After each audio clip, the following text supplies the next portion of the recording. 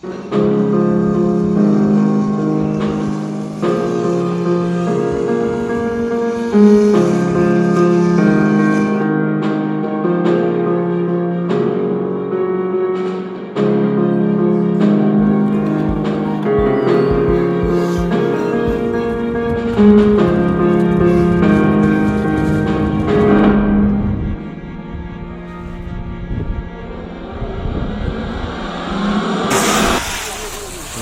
look at the tire.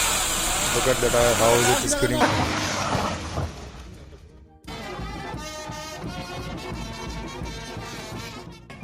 तो आप सभी का स्वागत है हिमाचल प्रदेश के एक छोटे से गांव झंझेली में।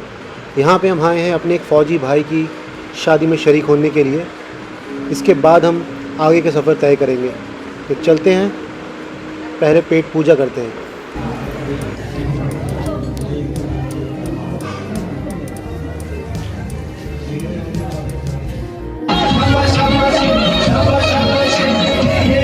शादी में हमने खूब मज़े किए और अब हम निकल पड़े हैं आगे के सफ़र को तय करने के लिए। तो आज का रात हम काटेंगे रायगढ़ के पास, लेकिन उससे पहले हम एक जगह में रुकेंगे जो जगह को पांडवशिला के नाम से भी जाना जाता है। यहाँ पे एक खासियत है कि यहाँ पे एक बड़ा सा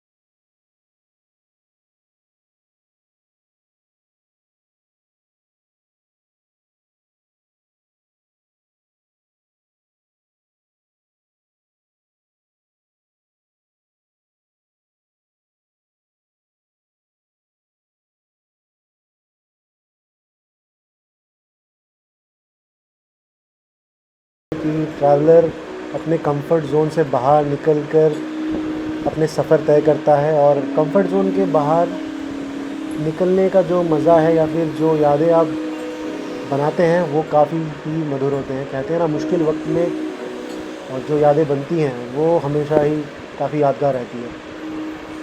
तो और इसके अलावा हमें अपने आप के बारे में भी काफ़ी कुछ जानने को मिलता है, समझने को मिलता है, और ज़्यादा प्लानिंग करके सफ़र करने में वो मज़ा नहीं है। जो आप बस थोड़ी सी हल्की हल्की सी प्लानिंग और बस निकल पड़िए, और आगे देखा जाए जो भी होगा उसको फेस करते जाइए। तो ये सफ़र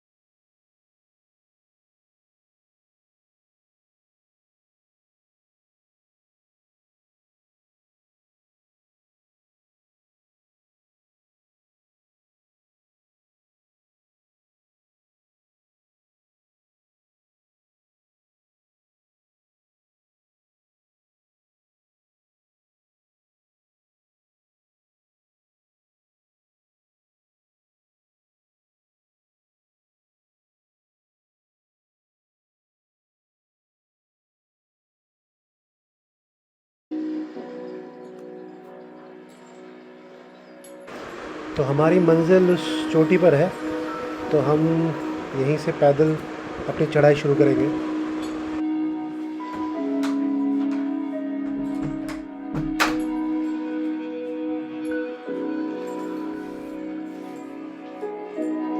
नज़ारा तो उम्मीद से भी बढ़कर है, वाकई शानदार है। उधर है हमारी मंज़िल और इस तरफ है धौलाधार की पहाड़ियाँ, जो कि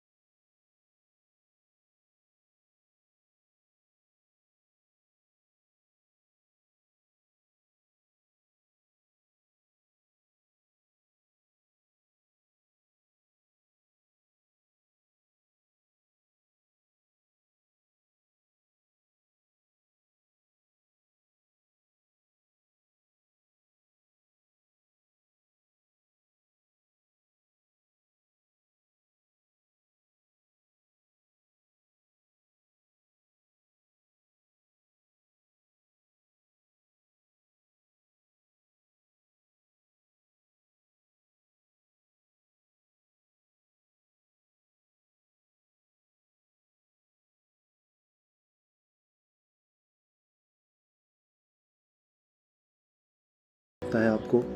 मौसम साफ़ रहेगा तो फिर आपको धौलाधार पर्वत श्रृंखला बिल्कुल साफ दिखाई देगी और सच में ये अद्भुत दृश्य है। प्रकृति की सुंदरता का लुत्फ आप 100% यहाँ से उठा पाएंगे।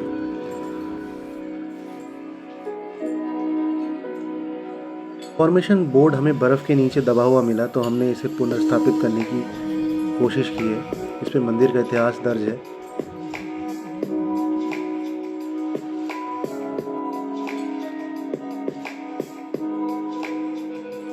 मंदिर का इतिहास हमें द्वापर युग से जुड़ा हुआ मिलता है और इसका वर्णन मार्कंडेय पुराण में भी है। ऐसा कहा जाता है कि जब पांडव और कौरव पासा का खेल खेल रहे होते हैं तो स्वयं आदिशक्ति एक नारी का रूप धारण करके उन्हें आगाह करती है कि वो ये काम ना करे, अन्यथा वो अपना सब कुछ हार जाएंगे। मगर पांडव उन्हें एक साधारण स्त्री समझ के उनकी बातों की अवहेलना करते हैं और खेल जारी रखते हैं और अंततः वो अपना सब कुछ हार जाते हैं। तो वनवास के दौरान जब पांडव यहाँ पे वास कर रहे होते हैं तब एक दिन उन्हें एक सुंदर हिरन दिखाई पड़ता है। उस हिरन के पीछे ये जंगल में उसका शिकार करने के लिए जाते हैं, मगर घंटों उसके पीछे भटकने के बाद भी वो हिरन का शिकार नहीं कर पाते हैं और वो थक हार के बैठ जाते हैं। तभी उन्हें एक देवी की आवाज़ सुनाई देती है जो उन्हें उनके पूर्व कर्मों को याद दिलाती है और फिर उन्हें एहसास होता है उनके भूल का और फिर वो देवी से माफ़ी मांगते हैं। तब देवी उन्हें आदेश देती है कि यहाँ पे ज़मीन के नीचे उनकी प्रतिमा और शिला गड़ी हुई है तो वो उसे वहाँ से निकाल के इस मंदिर की स्थापना करें और पांडव ऐसा ही करते हैं और माता के आशीर्वाद का लाभ उठाते हैं। तो आज दूर दूर से श्रद्धालु इस मंदिर के दर्शन के लिए यहाँ पे आते हैं और माता के आशीर्वाद का लाभ उठाते हैं और अपने जीवन को सुखमय बनाते हैं। तो ये सफ़र काफ़ी खूबसूरत रहा और ये सफ़र एक यादगार सफ़र बन के हमारे दिल में हमेशा रहेगा। माता की कृपा और आशीर्वाद थे कि हम ऐसे मौसम में इस सफ़र को पूरा कर सके और उनका आशीर्वाद का लाभ उठा सके। तो जय माता दी।